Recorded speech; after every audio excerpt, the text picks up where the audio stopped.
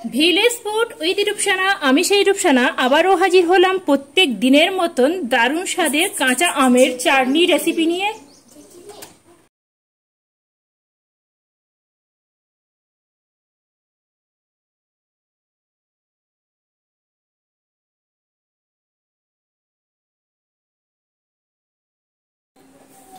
আসসালামু আলাইকুম সুপ্রিয় দর্শক বন্ধুরা, আজকের আমি কাঁচা আমের চাটনি বানিয়ে দেখাবো। তার জন্য আমি এখানে নিয়েছি দুটো আম। এখন বাজারে বেশ ভালো আমও উঠেছে। আম দুটো ভালো করে ছিলে ধুয়ে আমি বেশ সুন্দরভাবে এইভাবে একদম পাতলা পাতলা করে কেটে নিতে হবে। ঠিক এইভাবে করে পাতলা করে আমি কেটে নিয়েছি। আমের চাটনি বানাবো বলে আগে থেকে একটা কড়া বসিয়ে দিয়েছি। কড়ার মধ্যে দিয়ে দিচ্ছি এখানে 150 গ্রাম চিনি। এবার আমি যে বাটি মেপে চিনি নিয়েছি সেই বাটি মেপে আমি এখানে 2 বাটি পানি অ্যাড করছি। যতটা চিনি নিতে হবে তার ডবল কিন্তু পানি নিতে হবে। চিনি মেল্ট হয়ে গেছে। এবার আমি এখানে 2 টুকরো দারুচিনি আর একটা এলাচকে এইভাবে ফাটিয়ে দিচ্ছি। আর দিয়ে দিচ্ছি 1 চামচ মৌরি।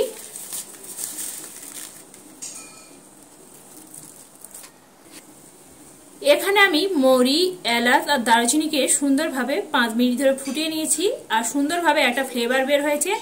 এবার আমি এইভাবে একটা ছাঁকুনির সাহায্যে এবার আমি এইগুলো তুলে ফেলে দেব। কারণ যখন এই চাটনিটা খাওয়া হবে তখন যদি গালের মধ্যে এইগুলো পড়ে তখন খেতে ভালো লাগবে না। এইভাবে করে এবার আমি এর মধ্যে যোগ করে দেব স্বাদ অনুযায়ী নুন।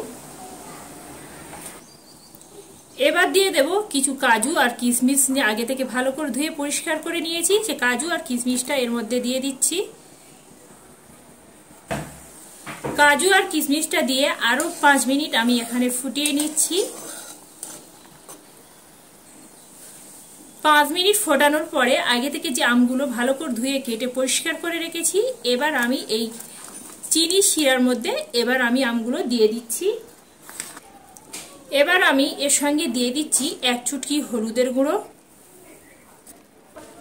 1 চুটকি লঙ্কা গুঁড়ো। এবার আমি এইভাবে নেড়ে চেড়ে ভালো করে আমটা সেদ্ধ করে নেব প্রায় 10 মিনিট ধরে।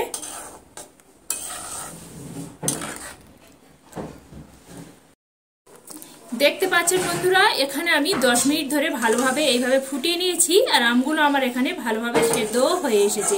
আর এখানে চিনি শিরাটা ঘন হয়ে এসেছে। এখানে চিনি শিরাটা একদম শুকনো করতে হবে। আর আমগুলো কতটা সেদ্ধ হয়ে গেছে আমি একটু দেখিয়ে দিই। আর বন্ধুরা, এই কাঁচা আমের চাটনিটা খেতে বন্ধুরা এত সুন্দর লাগে, আপনারা তৈরি করে না খেলে বুঝতে পারবেন না যে কতটাই টেস্টি হয়।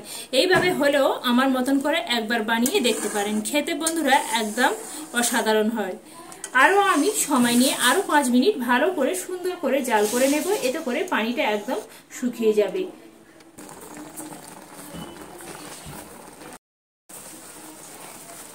দেখতে পাচ্ছেন বন্ধুরা, 5 মিনিট জাল করে নেওয়ার পরে এখানে আমের আচারটা কত সুন্দরভাবে এখানে রেডি হয়ে গেছে আর কালারটাও সুন্দরভাবে চলে এসেছে। আর এই সময় আঁচটা কিন্তু একদম মিডিয়ামে আঁচে রেখে করতে হবে, না হলে এই আমের আচারটা কিন্তু খেতে ভালো লাগবে না, তলা থেকে চুয়ে যাবে আর কালারটা একদম সম্পূর্ণ আলাদা হয়ে যাবে আর এখানে তিতো ভাব চলে আসবে। এখানে আমার একদম রেডি হয়ে গেছে। এবার আমি এটা নামিয়ে নেব। এর থেকে বেশি শুকনো করব না, কারণ এটা ঠান্ডা হয়ে গেলে অনেক ঘন হয়ে যাবে আর শুকিয়ে যাবে। দেখেই বুঝতে পারছেন আমগুলো একদম ঘাঁট এনে কত সুন্দরভাবে এখানে গোটা গোটা রয়ে গেছে। বন্ধুরা, আজকে এই আমার আমের চাটনি রেসিপিটি যদি ভালো লেগে থাকে একটা লাইক করে দেবেন। লাইক করে আমার সাথে থাকবেন এইভাবে নিত্য নতুন রেসিপি পেতে। অবশ্যই করে চ্যানেলটি সাবস্ক্রাইব করবেন। বন্ধুরা, রেসিপিটা আমার একদম রেডি হয়ে গেছে। এবার আমি এটা নামিয়ে নেব।